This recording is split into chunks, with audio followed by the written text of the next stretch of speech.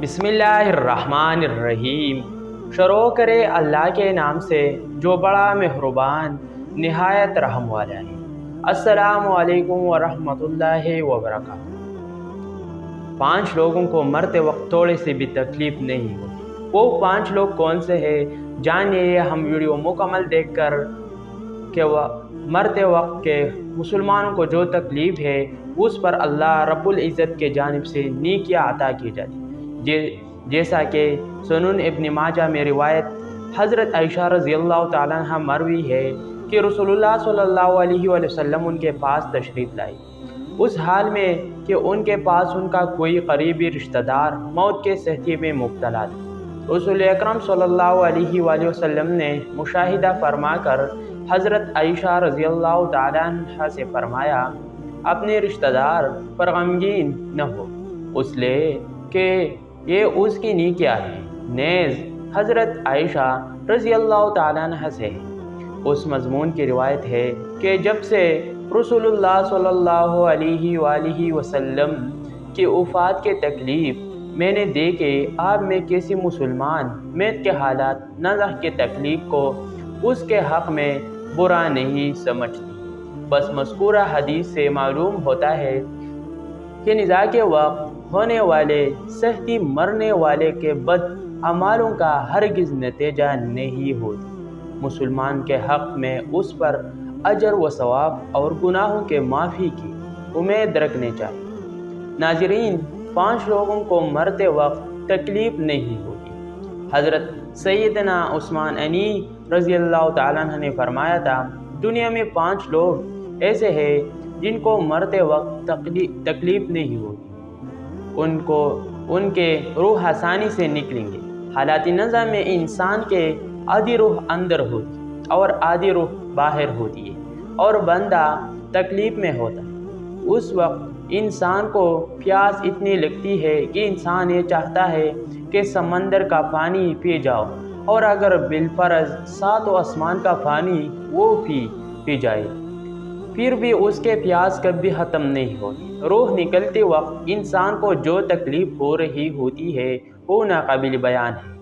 حضرت سیدنا عثمان غنی رضی اللہ تعالیٰ عنہ نے فرمایا، یہ 5 لوگ ایسے ہیں کہ انہیں مرتے وقت ذرا بھی تکلیف نہ ہوگی، یعنی موت آسان ہوگی اور بغیر تکلیف کے ہوگی۔ پوچھا گیا کہ جناب وہ کون سے 5 لوگ ہیں جنہیں موت کے سختی میں بھی نرمی میسر ہوگی؟ تو فرمانے لگے کہ سب سے پہلا شخص وہ ہو جو اپنے ماں باپ کے موت کے بعد، یعنی ماں باپ کے مرنے کے بعد وراثت کا حصہ اپنے بہنوں کو پہنچانے میں جلدی کرتا ہے، یعنی وراثت کا حصہ اپنی بہنوں کو جلد اور بروقت پہنچاتا ہے۔ ایسا نہ ہو کہ بہن کے بچے بھوک سے بلکتے رہے اور تم بہن کے حق پر قبضہ کے بیٹھے رہو، اور بہن اس انتظار میں رہے کہ میرا بھائی کب مجھے میرے ماں باپ کی وراثت میں سے حصہ دے۔ بہت بار یہ بھی دیکھنے میں آتا ہے کہ بہن کی شادی نہیں ہوئی جبکہ والدین دنیا سے رخصت ہو گئے، تو بھائی نے کہا کہ کوئی بات نہیں، جب بہن کی شادی کروں گا تو اس کا حصہ اس جیز کے صورت میں دے دوں گا۔ یاد رہے کہ اسلام میں بہنوں کو جہیز دینا فرض نہیں جبکہ ان کا وراثتی حق دینا فرض ہے۔ دراصل عورتوں کو جہیز دینا یہودیوں کے رسم ہے، اسلام اس کے ترغیب نہیں دیتا، لیکن اسلام میں عورت کا وراثتی حصہ دینا فرض ہے۔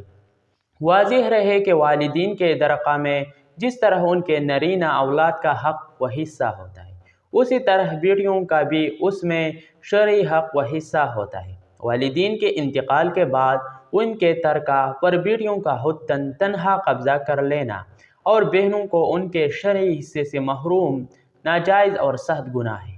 بھائیوں پر لازم ہے کہ بہنوں کو ان کا حق و حصہ اس دنیا میں دے دیں، ورنہ آخرت میں دینا پڑے گا اور آخرت میں دینا آسان نہیں ہوگا۔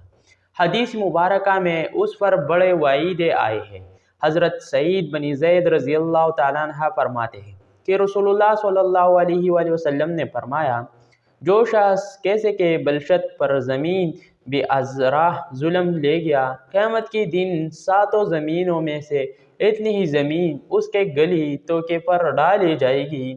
ایک اور حدیث مبارکہ میں ہے، حضرت انس رضی اللہ تعالیٰ عنہ فرماتے ہیں، رسول اللہ صلی اللہ علیہ وآلہ وسلم نے فرمایا، جو شخص اپنے وراثت کے میراث کاٹے گا یعنی اس کا حصہ نہیں دے گا تو اللہ تعالیٰ قیامت کے دن اس کے جنت کے میراث کاٹ لے گا۔ یاد رہے کہ جہیز کے رسم اسلام کے رسم نہیں بلکہ یہودی کے رسم ہے، اور اس کا سب سے بڑا گناہ ہے کہ جس طرح یہودی کے عورت کو بغیر جہیز کے کوئی شخص قبول نہیں کرتا، اسی طرح آج اسلام میں بھی عورتوں کی شادیوں میں سب سے بڑے رکاوٹ جہیز ہے۔ غریب آدمی کے بیٹے بوڑھے ہو گئے کہ جہیز کا کوئی بندوبست نہ ہو سکا۔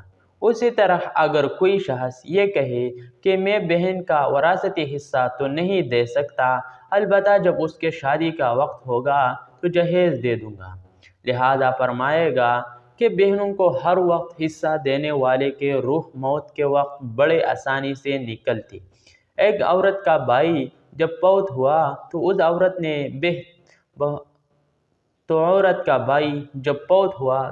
عورت نے بہت اصرار کیا کہ مجھے بھی قبرستان میں لے چلو، میں ہی اپنے بھائیوں کے قبر پہ جانا چاہتی ہوں۔ خیر اس کے اس اصرار کو قبول کیا گیا اور اسے قبرستان میں اس جگہ لے جایا گیا جہاں اس کے بھائی کے تدفین ہونے والی تھی۔ اس کے دیکھتے ہی دیکھتے میت کو قبر میں اتارا گیا اور اس کے بھائی کو مٹی کے سپرد کر دیا۔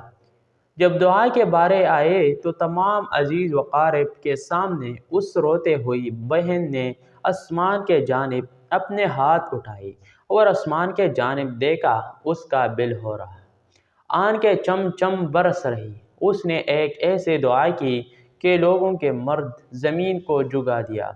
روتی ہوئی بہن نے آسمان کے جانب دیکھ کر فریاد کی کہ اے میرے مالک، یہ انصاف کرنے والے، آج میرا بھی انصاف کر رو کر کہنے لگی، میرے مالک تم میرے اس ظالم بھائیوں کو اپنے رحمت سے دور رکھنا، ایسے دور رکھنا جیسے اس نے میرے والدین کے وراثت سے مجھے دور رکھا ہے۔ میرے بچے بھوک سے بلکتے رہے لیکن اس ظالم کو میرے بچوں پر ذرا بھی قرض نہ آیا۔ میں اپنے بچوں کو حرام جانور کا گوشت کھلانے پر مجبور ہوئی۔ میرے بچوں نے بڑے ہی غربت کی زندگی گزاری ہے، جبکہ میرے پاس ظالم بھائی کو کبھی بھی حیا نہ آئی، کبھی بھی زہر نہ آیا کہ میں اپنے بہنوں کے وراثت کا جو ان کا حق ہے اسے ادا کروں۔ اے میرے مالک تو آج انصاف کر دے، اور جس طرح سے اس نے میرے وراثت کے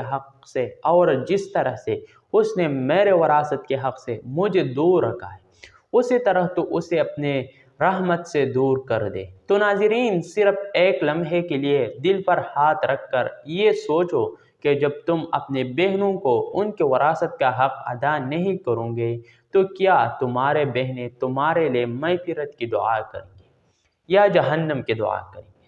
بہن کے لیے ظالم بن کے مرو گے یا مظلوم بن کے؟ ناظرین، بہن کا حق کھانا ایسا ہے جسے خنزیر کا گوشت کھانا دوسروں وہ شخص جس کے روح مرتے وقت بڑی ہی آسانی سے نکلیں گے۔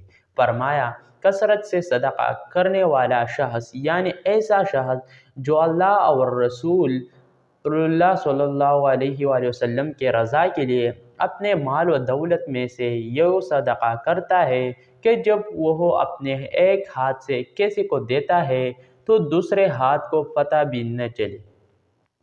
یعنی دوسرا انسان وہ ہے جو کثرت سے صدقہ کرے تو اس کے موت کے وقت اس کے روح آسانی سے نکلے گی اور جان کو نیکی کا عمل اس کے لیے تکلیف دہ نہیں ہوگا۔ نمبر 3، ایسا انسان جو اپنی فیملی سے اچھا سلوک کرنے والا ہے، یعنی اپنے ماں باپ، بیوی، بچوں اور بہن بھائیوں سے نرم دلی کا رویہ رکھنے والا ہے، اپنے بیوی بچوں سے پیار کرنے والا ہے، حلال کا لقمہ کما کر اپنی بیویوں بچوں کو کفالت کرنے والا ہے۔ بزرگان دین فرماتے ہیں کہ جب رزق تنگ ہونے لگے تو دسترخوان کو وسیع کر لیا کرو، یعنی اپنی بیوی بچوں پر خرچ کرنا بھی صدقہ ہے، انہیں کھلانا پلانا صدقہ ہے۔ لہٰذا ایسا شخص جو اپنی فیملی پر خرچ کرتا ہے اور ان سے حسن و سلوک کرتا ہو تو جب وہ دنیا سے رخصت ہوگا تو اس کے روح نکلنے میں آسانی ہوگی اور اسے کوئی تکلیف نہ ہوگی۔ اسی طرح حضرت عثمان غنی رضی اللہ تعالیٰ عنہ نے فرمایا،